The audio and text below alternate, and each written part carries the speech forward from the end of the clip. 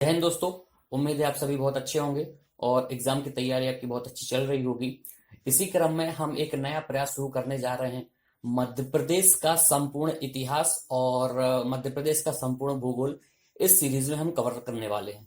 आपने पीएससी का एमपीपीएससी का सिलेबस देखा होगा तो उसमें एमपी का बहुत ज्यादा वेटेज होता है।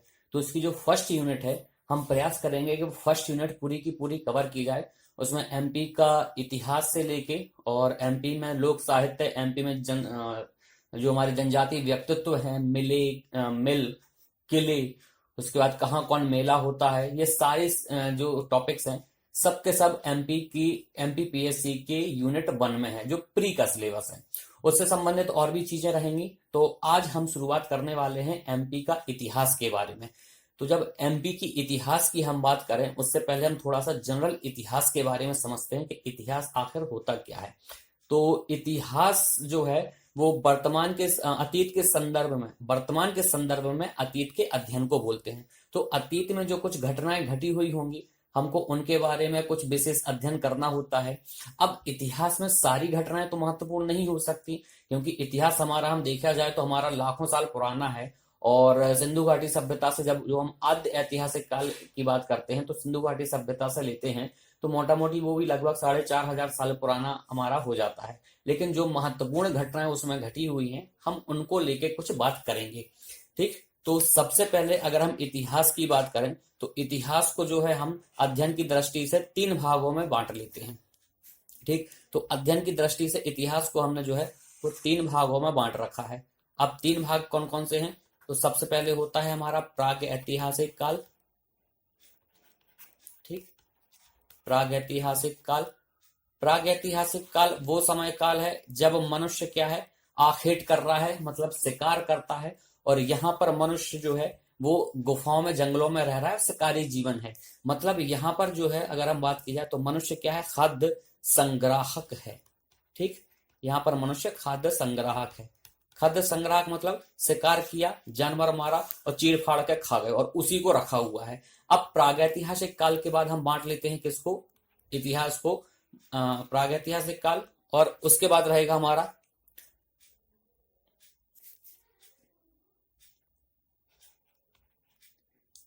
ऐतिहासिक काल या फिर आद्य ऐतिहासिक काल। आद्य ऐतिहासिक काल, आद्य ऐतिहासिक काल। ठीक, उसके बाद हम बांटते हैं ऐतिहासिक काल में।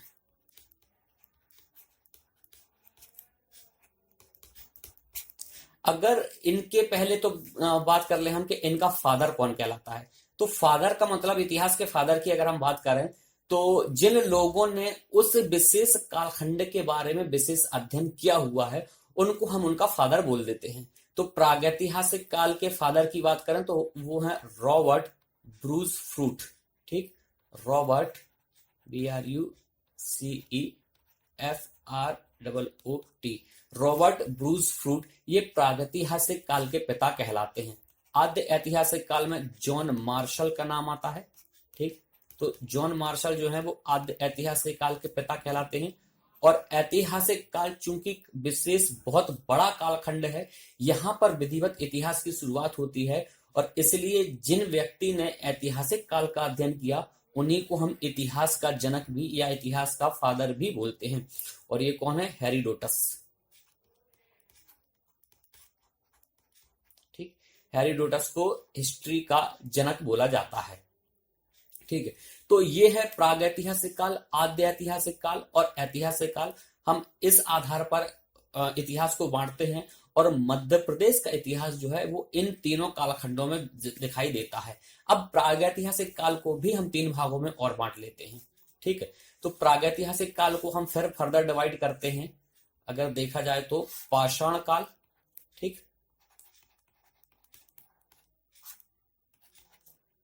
उसके बाद मध्यकाल,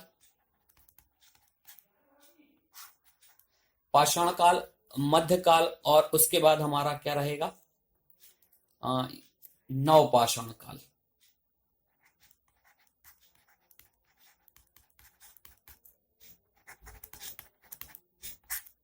ठीक, अब यहीं पर कोई कोई क्या करता है, या फिर आद्य ऐतिहासिक काल में यहीं पर आ जाता है हमारा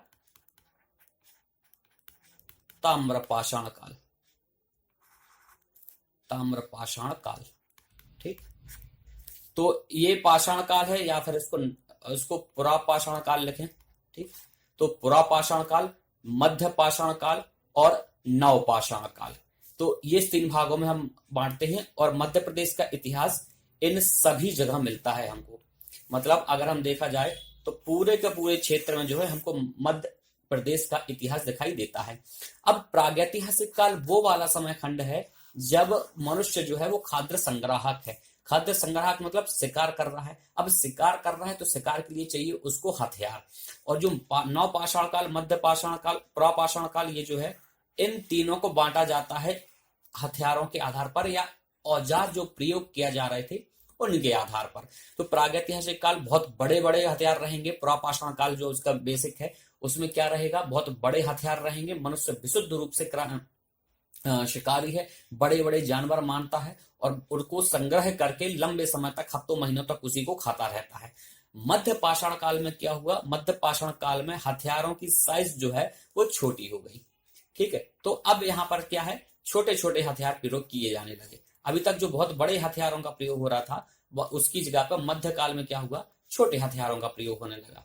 ठीक, छोटे हथियार। अब नवपाषाण काल में क्या हुआ, नवपाषाण क्रांति भी इसको बोलते हैं। तो नवपाषाण काल में एक बहुत महत्वपूर्ण परिवर्तन हुआ, मनुष्य में क्रांतिकारी परिवर्तन हुआ। मानव सभ्यता में क्या हुआ, मनुष्य ने यहां से विधिवत रूप से खेती करना शुरू कर दिया। मध्य पाषाण काल से ही खेती के शुरुआत हो गई थी, लेकिन नवपाषाण काल में विधिवत रूप से खेती करने लगे।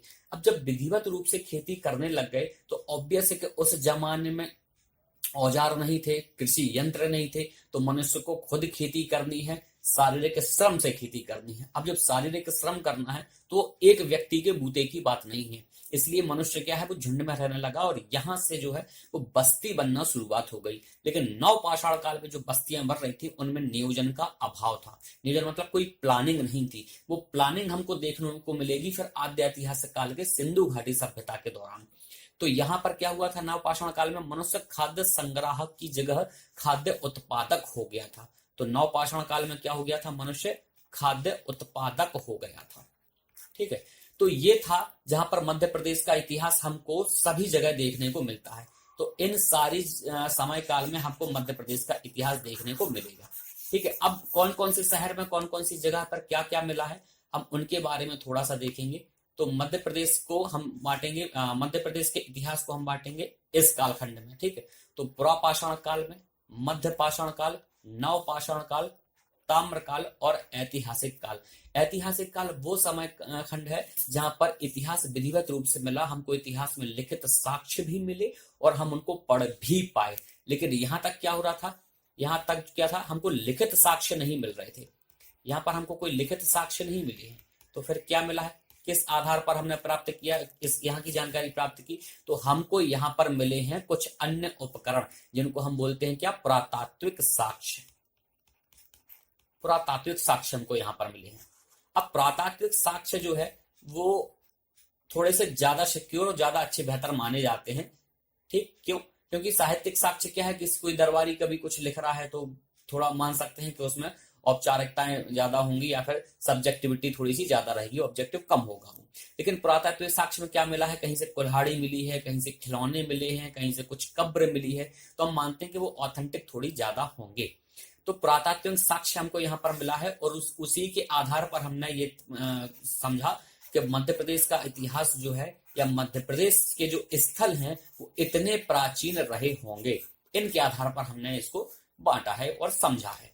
ठीक है, तो पुरापाषाण काल। अच्छा देखिए, उससे पहले हम आपको ये बताएं, हम एक चीज और बताना चाह रहे हैं कि समय कालखंड जो है वो इस प्रकार से बांट दिया जाता है। ठीक, अब यहां पर देखिए कहीं जीरो रहा होगा अगर ये समय रेखा है।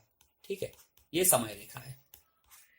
अब समय रेखा में कभी जीरो भी रहा होगा। आज जैसे कि मान लीजिए क्या चल रहा है, 2023 चल रहा है ना, तो कभी 1000 भी रहा होगा, कभी उससे पहले 600 भी रहा होगा, कभी 500 भी रहा होगा, कभी जीरो भी आया होगा।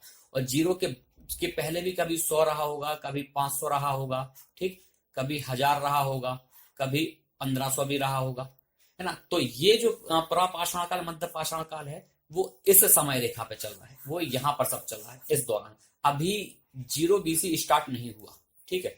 तो ये जो समय काल है सब का सब इतना पुराना है। तो यहाँ पर जब हम बात करेंगे तो समय काल क्या होगा, हमको घटते हुए क्रम में देखेगा। 1500 से 1000 आएगा, 1000 से 600 आएगा, 600 से 0 जाएगा, और 0 के बाद इसको ग्रेडियंट कैलेंडर बोलते हैं। इसके बाद जो है वो आगे बढ़ेगा, ठीक। तो यहाँ पर जो समय चलेगा वो सब जो है वो रिवर्स ऑर्डर में घटते हुए क्रम में चलेगा। तो इसमें कंफ्यूज नहीं होना कि समय काल जो है पीछे क्यों चल रहा है, ठीक है। अब देखें मध्य प्रदेश के इतिहास के संदर्भ में, ठीक। तो मध्य प्रदेश का इतिहास कहां से शुरू हुआ और कहां तक पहुंचा, ठीक है।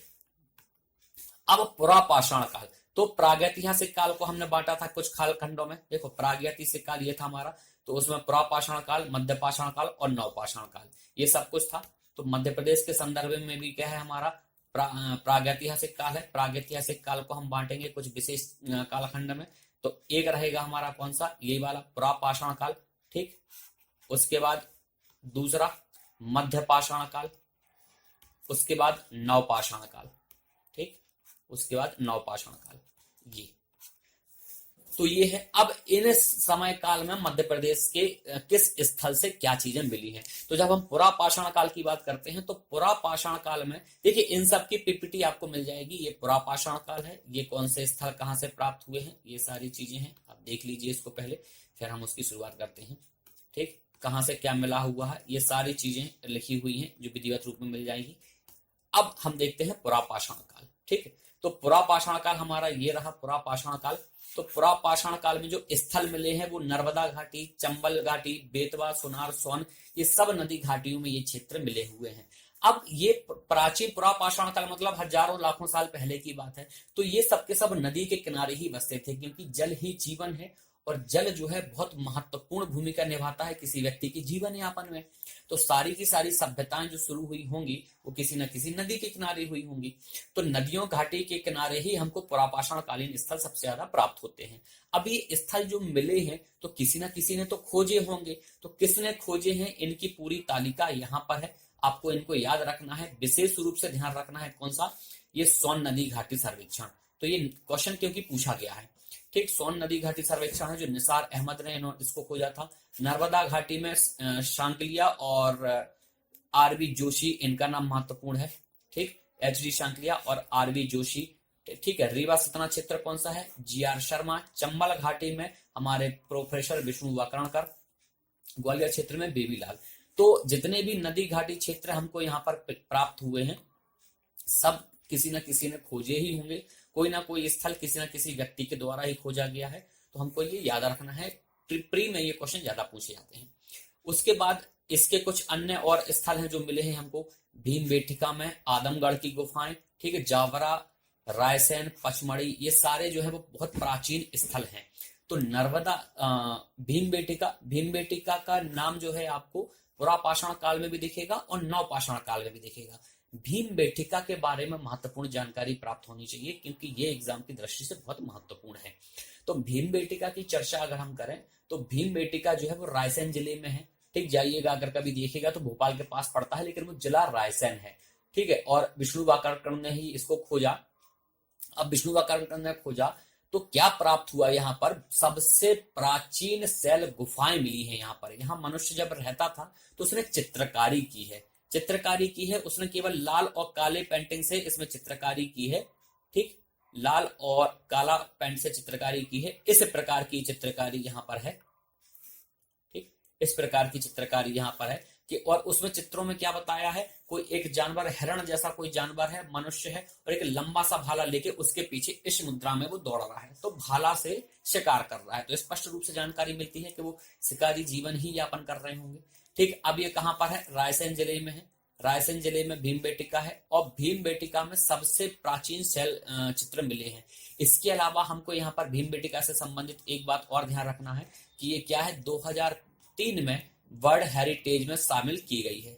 तो मध्य प्रदेश से जो स्थल वर्ल्ड हेरिटेज में शामिल किए गए हैं उनमें से एक भीमबेटका भी है, सांची भी है और खजुराहो भी है। लेकिन भीमबेटका है जो 2003 में वर्ल्ड हेरिटेज में शामिल की गई है। इसके अलावा भीमबेटका के बारे में एक जानकारी और ध्यान रखनी है, वो क्या है, ये सबसे बड़े शैल चित्र या सबसे बड़ा गुफा समूह है। विश्व का सबसे बड़ा गुफा समूह है ये। ठीक है, और यहाँ पर जो है, यहाँ पर अज्ञातवास काटा था किन्होंने? पांडवों ने। ठीक, पांडव अपने अज्ञातवास के दौरान भीमबेटका की गुफाओं में रहे थे। ठीक है, तो ये है। अब इसमें चित्र जो है वो लाल और सफेद रंग से प्रयोग किया गया है, ये सब लिखा हुआ है। इसके अलावा पचमढ़ी से भी हमको मिले थे, तो पचमढ़ी में हमको क्या मिला है? पचमढ़ी में भी पांडव गुफाएं हैं। पांडव गुफाएं मतलब जहां पर पांडवों ने कुछ समय अज्ञातवास व्यतीत किया था महाभारत के दौरान, तो पांडव में भी पचमढ़ी में भी रुके थे। और पचमढ़ी में 5 गुफाएं बनी है, बड़े बड़े कमरे टाइप के हैं, पहाड़ को काटकर आप देखने जाएंगे तो आपको दिखेगा। तो वहां पर क्या है? इनकी 5 पांडवों की गुफाएं हैं, इसलिए भी इसका नाम पचमढ़ी पड़ा है। ठीक है, अब पचमढ़ी में भी क्या है? पनार पानी में मामा भांजा सैलाश्रय है, ये भी उसी काल के हैं। कहाँ के? पुरापाषाण काल के। ठीक, तो पचमढ़ी कहाँ पर है हमारा? पचमढ़ी महादेव श्रेणी में मिलती है। ठीक, महादेव श्रेणी में है। महादेव श्रेणी कहाँ है? तो महादेव श्रेणी आपको सतपुड़ा में मिलेगा। ठीक, तो सतपुड़ा पर्वत श्रेणी जो है वहां पर महादेव है, मैकाल भी है ना। तो महादेव श्रेणी में पचमढ़ी मिलेगा। पचमढ़ी सबसे ऊंचा स्थल है। एक अंग्रेज थे फॉशेट, ठीक, उन्होंने इसको खोजा था कि पचमढ़ी क्या है, बहुत बेहतरीन हिल स्टेशन है, मध्य प्रदेश का हिल स्टेशन है एक, और सबसे ज्यादा वर्षा जो है वो पचमढ़ी में ही होती है। तो ये थी कुछ इनके बारे में जानकारी। इसके बाद कुछ और भी स्थल हैं। ठीक है, भीमबेटका हो गया। आदमगढ़ की गुफाएं, आदमगढ़ की गुफाएं को अगर हम देखें तो आदमगढ़ की गुफाएं जो है होशंगाबाद से प्राप्त हुई हैं। ठीक, आदमगढ़ की गुफाएं होशंगाबाद से प्राप्त हुई हैं और R.B. जोशी द्वारा इनको खोजा गया है। और आदमगढ़ में सबसे पहले मानव के साथ पशुओं पालन की जानकारी मिलती है। कैसे मिलती है? जैसे कोई प्रिय वस्तु रही होगी, तो उस समय क्या होता था, जब मनुष्य को मृत्यु के बाद उसको दफनाया जाता था, तो जब दफनाते थे तो उसकी प्रिय वस्तु भी उसके साथ दफना देते थे। अब प्रिय वस्तु जो दफनाई है उसमें वहां पर कुत्ते को दफनाया गया है। कुत्ता आज भी लोगों का पालतू होता है, बहुत प्यार करते हैं लोग कुत्ते को, उस दौरान भी पालते थे। तो अगर कोई व्यक्ति मर गया तो उसके साथ साथ उसके पालतू कुत्ते को भी दफनाया जाता था। ऐसा कब्र, ऐसा साक्ष्य आदमगढ़ से मिला हुआ है। ठीक, उसके बाद जावरा शरीफ है। जावरा में जो है बहुत प्राचीन स्थल प्राप्त हुए हैं। रायसेन में भीमबेटका है, रायसेन में सांची है, ये सब वहां से मिले हैं। और पचमढ़ी में हमने देखा कि बहुत सारी चीजें हमको मिली हैं। ठीक है, अब नर्मदा घाटी की खोज किसने की थी? वो टेबल में आपको देख लीजिएगा। पशुओं के साक्ष्य हमको वहां पर मिले हैं। नर्मदा घाटी की बात करें हम, तो नर्मदा घाटी जो है वो एक भ्रंश घाटी है। भ्रंश घाटी का मतलब क्या होता है? जैसे कि ये विंध्याचल है, ये सतपुड़ा है। ठीक है, ये 2 पर्वतमालाएं हैं। इस पर्वतमाला को काट के यहाँ से जो है वो नर्मदा नदी बह रही है। ये नर्मदा नदी बह रही है पर्वतमालाओं के बीच में से। अब पर्वत को काट के जब बह रही है तो 2 पर्वत के बीच की भूमि को उसने काटा है, तो वो निचला है। ठीक, वो नीचे क्षेत्र हो गया होगा। तो नर्मदा घाटी जो है वो मध्य प्रदेश में सबसे निचला भू स्थल है, निचला भू स्थल। ठीक है, अब हम इस पूरे स्थल की बात कर रहे हैं, हम एक स्थान विशेष की बात नहीं कर रहे। स्थान विशेष की अगर बात किया जाएगा तो वो पाताल पानी है। पाताल पानी पता है, छिंदवाड़ा के पास एक स्थान है जहां पर भारिया जनजाति रहती हैं, और वो इतना निचला स्थान है कि सूरज की रोशनी भी बहुत कम जाती है। भारिया जनजाति ऐसी जनजाति है जो आज भी आदि मानव के युग में जीवन यापन कर रहा है। उनको जंगलियों का जंगली बोलते हैं, आज भी तीर भाला चलाते हैं वो लोग। तो सबसे निचला स्थान जो अगर किसी से पूछा जाए तो वो पाताल पानी है छिंदवाड़ा का। और अगर निचला भू स्थल, पूरा का पूरा एरिया, पूरा स्थल पूछा जाए तो वो नर्मदा घाटी है। क्यों? क्योंकि भ्रंश घाटी में बहती है, सब पहाड़ों को काट के बह रही है, इसलिए वो स्थल निचला है। ठीक है, अब पुरापाषाण काल में जो हथियार इस्तेमाल किए जा रहे थे, पुरापाषाण काल और मध्य पाषाण काल, इनको बांटा ही गया था औजारों के इस्तेमाल के आधार पर कि किस प्रकार के औजार इस्तेमाल किए जा रहे हैं। ठीक है, तो बिना हत्थे वाली कुलाड़ी, हत्थे वाली कुलाड़ी जिसको हस्त कुठार बोलते थे, खुरचन, मुष्ट, ये सब जो है वो हथियार उस जमाने में इस प्रयोग किया जा रहे थे। ये कुछ इमेज है, आप इनको देख सकते हैं कि किस प्रकार के हथियार जो है वो वहां पर इस्तेमाल किए जा रहे थे। ठीक, और इस्तेमाल के आधार पर ही इनको कुछ भागों में बांट दिया गया था। ठीक है, अब इसके अलावा नवपाषाण काल की स्थल की बात करें तो एक स्थल और आता है नवपाषाण काल में, जिसको हम बोलते हैं जबलपुर का लम्हेटा घाट। नवपाषाण काल में भी और पुरापाषाण काल में, ये सब जगह मिलेगा। ठीक है, तो एक स्थल क्या हम कौन सा है? लम्हेटा घाट। ठीक, जबलपुर के पास है। यहाँ पर क्या हुआ है? यहाँ पर राजा सौरस के अवशेष मिले हैं। राजा सौरस। ठीक, तो कहाँ का राजा था ये राजा सौरस? कहीं का राजा नहीं था, ये मांसाहारी डायनासोर है। तो मध्य प्रदेश से डायनासोर के तक के हमको कंकाल या अवशेष प्राप्त हुए हैं। इसलिए मध्य प्रदेश कितनी प्राचीन सभ्यता प्राचीन काल में रहा होगा। ठीक है, तो ये हो गए।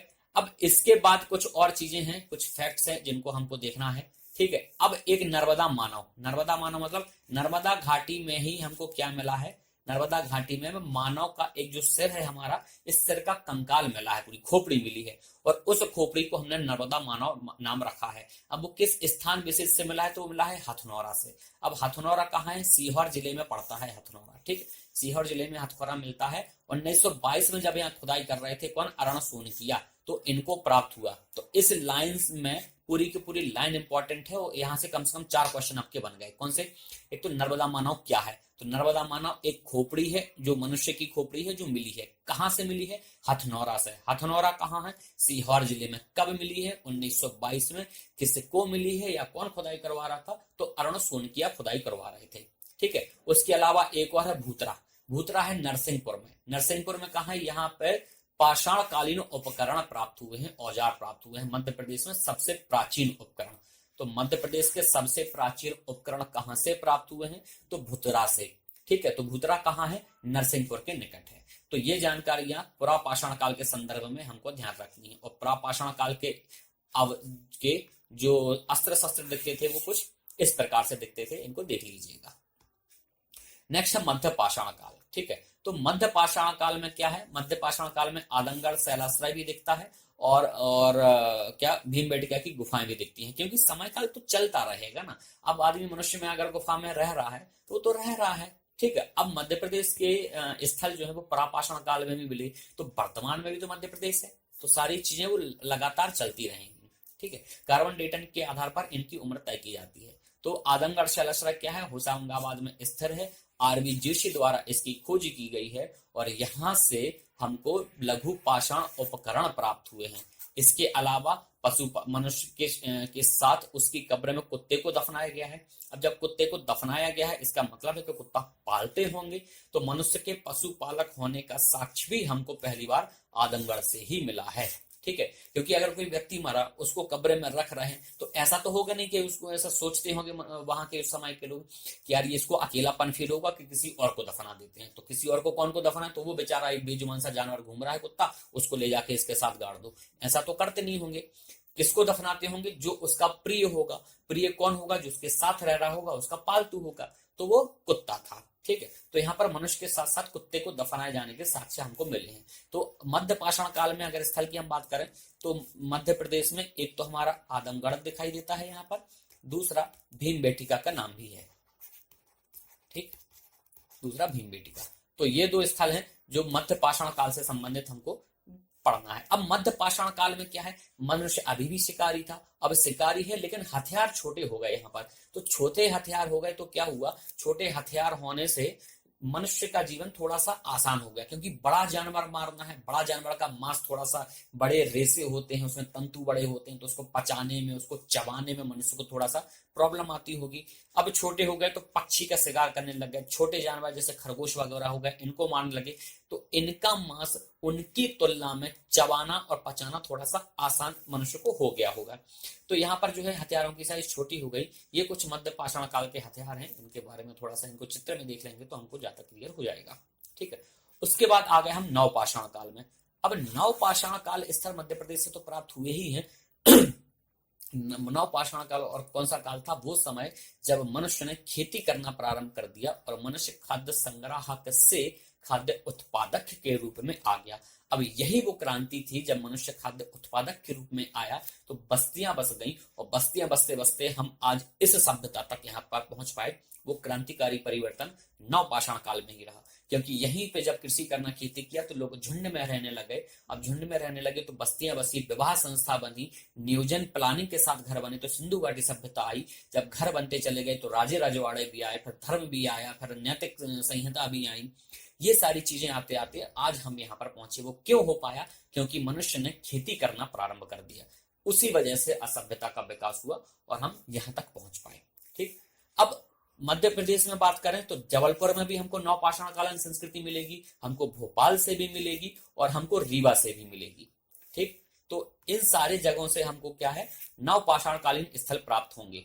अब जबलपुर की अगर हम बात करें तो जबलपुर में जितने भी घाट हैं नर्मदा के किनारे, उन सब जगह से, नर्मदा नदी के भेड़ा घाट में, तिलवारा में, लम्हेटा घाट में, सब जगह नवपाषाण कालीन स्थलियां प्राप्त हुई हैं। ठीक है, भेड़ा घाट में, तिलवारा घाट में और लम्हेटा घाट में। लम्हेटा घाट में तो हमको राजा सौरस के भी साक्ष्य मिले हैं। राजा सौरस कौन है?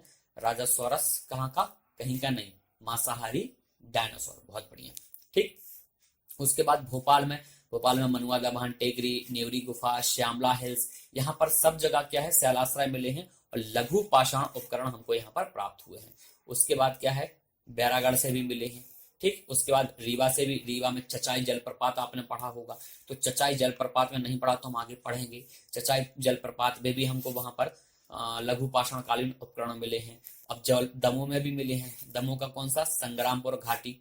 ठीक है, तो संग्रामपुर घाटी प्राचीन काल में थी, लेकिन ये संग्रामपुर वही है जहां पर रानी दुर्गावती और उनके वंशज शासन कर रहे थे। ठीक है, तो रानी दुर्गावती संग्रामपुर में ही शासन करती थी, जो अकबर के साथ, जब अकबर का सेनापति आसफ खान युद्ध करने आया था तो उन्होंने कटार भोंक के प्राण दे दिए थे। और इन्हीं के वंशज शंकर शाह, रघुनाथ शाह हैं, जो 1857 की क्रांति में अंग्रेजों से लोहा ले रहे थे। तो ये वही संग्रामपुर है। और मध्य प्रदेश की बुंदेलखंड में सबसे ऊंची चोटी भी सद्भावना शिखर यहीं पर है। ठीक, तो ये क्या थे? ये थे मध्य पाषाण कालीन स्थल और नवपाषाण कालीन स्थल। इसके बाद जो है वो मध्य प्रदेश से और भी ताम्र पाषाण कालीन स्थल भी प्राप्त हुए हैं।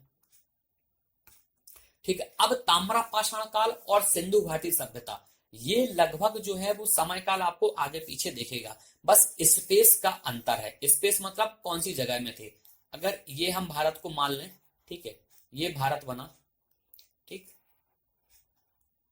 इसको मान लीजिए कि ये भारत रहा होगा। ठीक है, ये सिंधु घाटी सभ्यता हो, ये सिंधु नदी हो गई हमारी। ठीक है, ये सुलेमान पर्वत हो गया, अफगानिस्तान तक पहुंच गए। तो सिंधु घाटी सभ्यता जो है वो सिंधु घाटी सभ्यता इस क्षेत्र में, ठीक है, कहां पर? सिंधु नदी घाटी क्षेत्र में। सिंधु घाटी सभ्यता थी हमारी सिंधु घाटी नदी, सिंधु नदी के क्षेत्र में। और ताम्र पाषाण कालीन स्थल थे यहाँ पर मध्य भारत में। ये हमारा एमपी वाला रीजन है। यहाँ पर क्या थे? यहाँ पर ताम्र उपकरण इस्तेमाल हो रहे थे। ठीक है, अब इनको बांटा ही गया था क्या? ऐसा क्षेत्र जहां पर तांबे के औजार प्रयोग किए जा रहे थे वो ताम्र पाषाण कालीन उपकरण था। हालांकि ये सिंधु घाटी सभ्यता से प्राचीन रहा होगा, क्योंकि तांबा धातु पूरी सभ्यता में, पूरे मानव इतिहास में सबसे पहली धातु है जिसका प्रयोग किया गया था। अगर पूछ लिया जाए कभी तो धातुओं का क्रम, तो धातुओं का इस्तेमाल करने का क्रम क्या है? सीबीआई। ठीक, सीबीआई वो नहीं जो संस्था है, सीबीआई वो धातु का क्रम जिस क्रम में पूरी दुनिया में, भारत में या मध्य प्रदेश में, पूरे विश्व में धातु का प्रयोग किया गया। ठीक है, तो सी फॉर क्या है? सी फॉर कॉपर, कॉपर मतलब तांबा। ठीक, तो सबसे पहले तांबे धातु का इस्तेमाल किया गया। बी फॉर ब्रॉन्ज, ब्रॉन्ज मतलब कांसा या कांस्य धातु का इस्तेमाल। और आई से आयरन मतलब लौह धातु का प्रयोग। ठीक, तो इस प्रकार से धातुओं का प्रयोग करना शुरू हुआ। सबसे पहले तांबा, फिर कांसा और फिर लौह धातु। तो तांबा धातु सबसे प्राचीन धातु है जिसका प्रयोग हुआ। तो यहाँ पर मध्य प्रदेश में या मध्य भारत क्षेत्र में इसका प्रयोग सबसे पहले हुआ। इसमें यहाँ पर तांबे की कुल्हाड़ी वगैरह मिली है। ठीक है, उसके बाद कांस्य धातु का प्रयोग हुआ, कांस्य धातु, उसके बाद लौह धातु का प्रयोग हुआ। तो कांस्य धातु का प्रयोग हो रहा था यहाँ पर सिंधु घाटी सभ्यता में। और लौह धातु का प्रयोग, लोह का आविष्कार तो हुआ था 1000 ईस्वी में। इसको आएगा ये वैदिक काल में, वैदिक में भी उत्तर वैदिक काल में। ठीक, तो ऋग्वैदिक काल में भी लोहे का उपयोग, लोहे का आविष्कार नहीं हो पाया था। ये उत्तर वैदिक काल में लोह धातु हमको मिली है, तब जाके फिर लोहे का विधिवत प्रयोग हुआ। और ये लोहा ही था जिसने मौर्य साम्राज्य को, चंद्रगुप्त मौर्य और अशोक को, पूरे अखंड भारत को जीतने में महत्वपूर्ण भूमिका अदा की थी। कैसे की थी वो हम देखेंगे बाद में। ठीक, तो ताम्र पाषाण कालीन स्थल भी मध्य प्रदेश में बहुत सारे मिले हैं। अब ताम्र पाषाण कालीन स्थल मध्य प्रदेश में कहां कहां मिले हैं तो इनके बारे में थोड़ा सा देख लेते हैं हम। ठीक है, तो सबसे पहले तो क्या है, एक मिला है हमको एरण में। ठीक है, एरण के बाद क्या है? कायथा से भी मिला है हमको। उसके बाद नवदा टोली। ठीक, नवदा टोली के बाद बेसनगर। ये सब ताम्र पाषाण कालीन स्थल है जहां पर तांबे का प्रयोग हो रहा था और सब के सब मध्य प्रदेश में है। एरण कहां पर है? एरण मिलता है मध्य प्रदेश में सागर जिले में। ठीक, तो सागर जिले में एरण मिलता है। ये प्राचीन एक अभिलेख भी है एरण। यहाँ पर जो एरण अभिलेख मिला है वहां पर हमको एक जानकारी प्राप्त मिली है क्या, कि सती प्रथा सबसे पहले यहाँ हुई थी। तो सती प्रथा के प्राचीन साक्ष्य हमको एरण से ही मिलते हैं, एरण मध्य प्रदेश के सागर जिले में। अब सती प्रथा मतलब कोई सती हुआ होगा, ऑब्वियस है कि कोई महिला सती हुई होगी। तो कौन महिला थी वो थी गोपराज की पत्नी। अब ये गोपराज भाई साहब कौन है, तो गोपराज हैं कौन, गुप्त काल में शासक हुआ करते थे भानुगुप्त। तो भानुगुप्त के अमात्य हैं, अमात्य बोले तो मंत्री। तो भानुगुप्त के मंत्री थे गोपराज, जो कि एरण में शहीद हुए और इनके साथ इनकी पत्नी भी शहीद हो गई। इसलिए सती प्रथा का पहला साक्ष्य हमको एरण से मिलता है। और ये मिलता कहाँ है, भानुगुप्त अभिलेख से। ठीक, भानुगुप्त अभिलेख मतलब भानुगुप्त या गुप्तों का साम्राज्य जो है वो मध्य प्रदेश तक रहा होगा। कहां कहां रहा हम वो आगे पढ़ेंगे। कायथा, कायथा का वर्तमान नाम है उज्जैन। ठीक, तो कायथा कहां था, उज्जैन। अब ये कायथा है कहां, तो काली सिंध नदी के दाएं तट पर। ठीक, काली सिंध नदी के दाएं तट पर ये मिलता है। कायथा उज्जैन में है। ठीक है, और काली सिंध नदी के मिलता है। यहाँ पर उत्कृष्ट मृदभांड मतलब मृदभांड भी मिले हैं हमको यहाँ पर।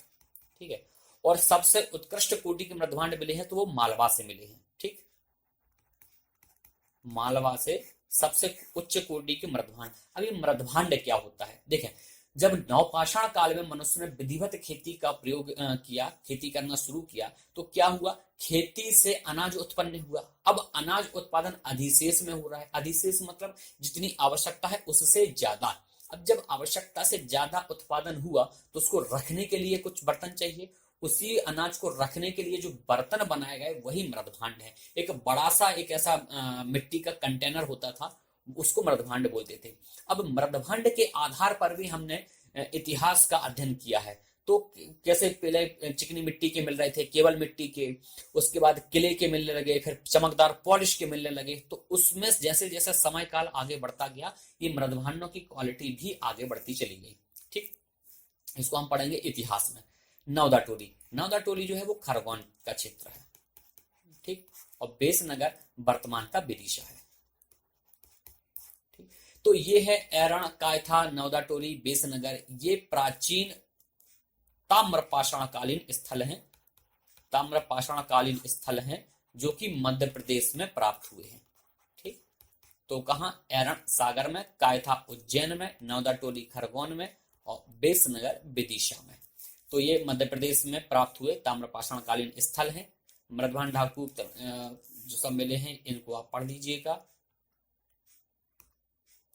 ठीक, अब ये है कुछ फैक्ट्स हैं, इनको याद रखना है। तो जबलपुर से एक कुल्हाड़ी मिली जो तांबा और टिन से निर्मित है। ठीक, तांबे में टिन मिला के कांसा धातु बनाई जाने लगी थी, है ना। सिंधु घाटी सभ्यता के लोग भी इस धातु का प्रयोग कर रहे थे। मूर्तियां बनाई जाने लगी थी। ठीक, और यहाँ पर बालाघाट के समीप ये सब उपकरण मिले हैं। ये सिंपल से फैक्ट हैं जिनको हमको याद रखना पड़ेगा। ठीक, अब भीमबेटका भी है और पचमढ़ी भी है, ये हम देख चुके हैं, इसमें हम यहाँ समय नहीं खपाएंगे। कायथा, कायथा के बारे में भी हमने देखा। ठीक, कायथा क्या था हमारा, ये प्रमुख कायथा है, उज्जैन के पास है, काली सिंध नदी के दाएं तट पर है। किसने खोजा था, तो बीएस वकरण ने खोजा था, है ना। इस विशेष इसको भी याद रखेंगे। बीएस वकरण कौन से थे, नीमच में इनका जन्म हुआ था। पुरातात्विक वेदता है, भारत में बहुत महत्वपूर्ण है, बहुत इंपॉर्टेंट पर्सन है। ठीक है, अब ये जो मृदभांड बनाए गए थे इनमें अलंकरण भी किया गया। अलंकरण मतलब सजावट भी की गई। तो चिपकवा विधि का प्रयोग करके इनको सजाया गया। इस विधि के द्वारा उनको बनाया गया और काले और गुलाबी रंग का प्रयोग करके बनाया जाता था, काले और गुलाबी रंग का प्रयोग। अब चिपकवा विधि क्या होती है, जैसे कि हम मिट्टी को थोड़ा थोड़ा करके चिपकाएं अंगूठे से, है ना, हाथ से, ऐसा मिट्टी को लेके ऐसा ऐसा चिपका चिपका के उसका कुछ आकृति बनाएं, वो चिपकवा विधि कहलाती थी। जैसे मूर्तियां जब देखेंगे तो मूर्तियां एक चिपकवा विधि से बन रही हैं। द्रवित मोम विधि से भी मूर्तियां बनती हैं। तो द्रवित मोम विधि क्या थी कि मोम का शेप में हमने एक आकृति बनाई, ऊपर से धातु की परत चढ़ा दी और फिर मोम को पिघला दिया। अब मोम को पिघला दिया तो धातु के शेप में एक मूर्ति बन गई, उसके अंदर हमने कुछ मलबा भर दिया, धातु भर दिया, तो कठोर ठोस रूप में आ गई। तो ये होती थी हमारी क्या, द्रवित मोम विधि। लेकिन यहाँ पर चिपकवा विधि से इसको बनाया जा रहा था। उसके बाद क्या है, कुछ और फैक्ट्स हैं। ठीक, तो सर्वप्रथम नर्मदा टोली और महेश्वर से हमको ताम्रपाषाण सभ्यता अस्तित्व में आई है, लेकिन सबसे प्राचीन जो थी, मुख्य जो था, वो था हमारा क्या, कायथा। तो मुख्य कायथा था, लेकिन सर्वप्रथम जो हमने अस्तित्व में आई वो नर्मदा टोली थी। नर्मदा टोली कहां पर है, खरगोन में, ठीक। और कायथा कहां पर है, एरण में, ठीक है कहां ये नर्मदा टोली, तो नर्मदा घाटी के उत्तरी तट पर और महेश्वर घाटी के दक्षिणी तट पर, ठीक। तो इस प्रकार क्या है, नर्मदा टोली और कायथा हमको विशेष तौर से ध्यान रखना है। अब इस संस्कृति के कुछ अलग अलग स्थल भी थे, नागदा, एरण, कायथा, मनोती, इनाम गांव। इनाम गांव तो सबसे बड़ा ताम्रपाषाण कालीन स्थल है, ठीक है। और इस संस्कृति से संबंधित अन्य स्थल मतलब जो और भी स्थल खोजे गए हैं उनका श्रेय किसको दिया जाता है, एच.डी. सांकलिया को। तो ये था हमारा मध्य प्रदेश से संबंधित प्राचीन इतिहास। हमने इस संबंध में आज क्या पढ़ा, तो थोड़ा सा रिकॉल कर लेते हैं ताकि चीजें याद रहें। तो हमने इतिहास को अध्ययन की दृष्टि से 3 भागों में बांट दिया। 3 भाग कौन कौन से थे हमारे, प्रागैतिहासिक काल, मध्य ऐतिहासिक काल और आद्य ऐतिहासिक काल और ऐतिहासिक काल। प्रागैतिहासिक काल को हमने फिर 3 भागों में बांट दिया था, पुरापाषाण काल, मध्य पाषाण काल और नवपाषाण काल। तो ये जो पाषाण काल को हमने 3 भागों में बांटा, इसको हमने बांटा औजारों के प्रयोग के आधार पर कि किस प्रकार के औजार इस्तेमाल किए जा रहे हैं। तो पुरापाषाण काल में बड़े हथियार थे, मध्य पाषाण काल आते आते तक छोटे हथियार हो गए। छोटे हथियार होने से मनुष्य का जीवन थोड़ा सा कंपैरेटिवली आसान हो गया। नवपाषाण काल में नवपाषाण क्रांति हुई। क्या क्रांति हुई कि हम खाद्य संग्राहक से खाद्य उत्पादक बन गए, और जब खाद्य उत्पादक बन गए तो बस्तियां बसने लगी और लोग झुंड में रहने लगे, और वहीं से नैतिकता, नैतिक नियम और धर्म और सारी परंपराओं की शुरुआत हो गई। तो इन सारे स्थलों में, सारे समय काल में मध्य प्रदेश के स्थल हमको प्राप्त होते हैं। तो कौन कौन से प्रमुख स्थल थे, पुरापाषाण काल में हमने देखा तो नर्मदा घाटी, सोन घाटी, चंबल घाटी, बेतवा घाटी, ये सब कुछ हमने पढ़ा। इनके बारे में थोड़ा थोड़ा डिटेल कि नर्मदा घाटी सबसे निचले स्थल पर है। निचले स्थान की बात करें तो पाताल पानी था, ठीक। उसके बाद लम्हेटा घाट, जहां से हमको राजा सौरस के अवशेष मिले हैं। फिर अच्छा, किसने खोजा, उनको आप पढ़ लीजिएगा। उसके बाद मध्य पाषाण काल में आदमगढ़ की गुफाएं और होशंगाबाद में, और उसके बाद भीमबेटका हमारा रायसेन में। तो इनसे संबंधित जानकारी हमने प्राप्त की। उसके बाद नवपाषाण काल भोपाल में भी मिले, जयपुर में भी मिले, रीवा में भी मिले और दमोह में भी मिले। तो कौन कौन से स्थल मिले, किसने खोजे, इनके बारे में हमने आज समझा। इनको आप पूरा लेक्चर देखेंगे, स्पष्ट हो जाएगा, और इनका थोड़ा सा डिटेल अध्ययन करेंगे तो चीजें 1-2 बार करेंगे तो चीजें याद हो जाएंगी। तो उसके बाद ताम्रपाषाण काल, तो ताम्रपाषाण काल वो समय काल था जब तांबा धातु का प्रयोग किया जा रहा था। अब तांबा धातु का प्रयोग किया जा रहा है तो तांबे धातु का प्रयोग के कुल्हाड़ी वगैरह जयपुर से मिली है, और अन्य स्थल भी हमको प्राप्त हुए हैं।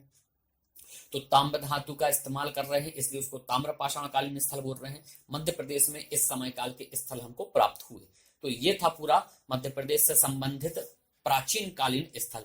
इसके बाद हम पढ़ेंगे मध्य प्रदेश में सिंधु घाटी सभ्यता से संबंधित कोई क्षेत्र हमको नहीं मिलता, क्योंकि वो सिंधु नदी घाटी के क्षेत्र में मिल रहा था।